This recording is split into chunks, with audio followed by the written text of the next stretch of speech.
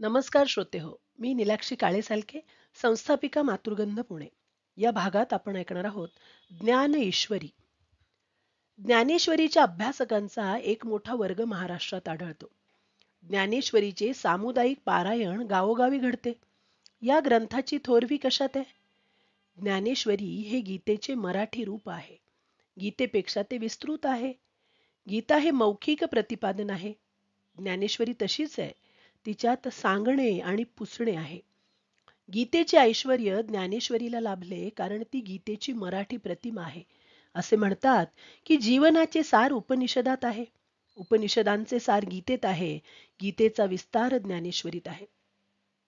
उपनिषदे ही वेदात अगदी शेवटी येतात.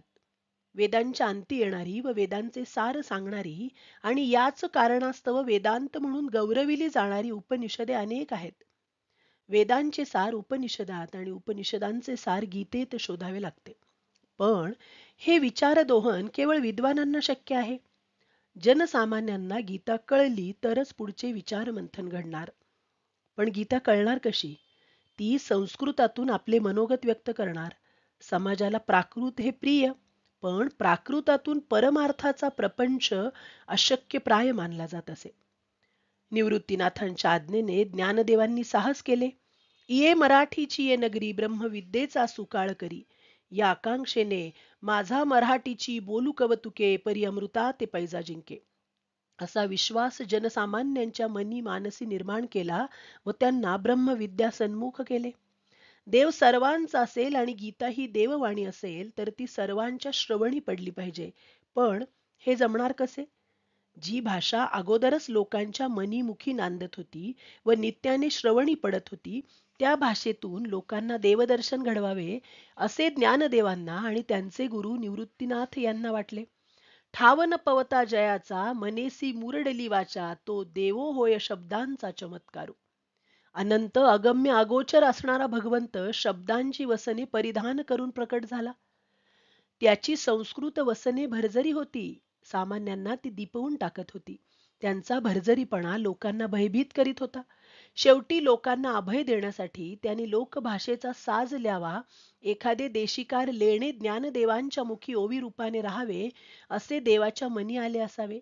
हा देव माणसांपासून दूर राहू नये आणि माणसे देवाजवळ जावीत असे ज्यांना वाटते, ती देव माणसे देव आणि माणूस यातील अंतर कमी करतात. ही किमया ज्ञानदेवांनी केली. ज्ञानदेवांचे श्रोते कोण होते? त्यात कोणी विद्वान पंडित असतील काय? असलेच तर ते फारच थोडे.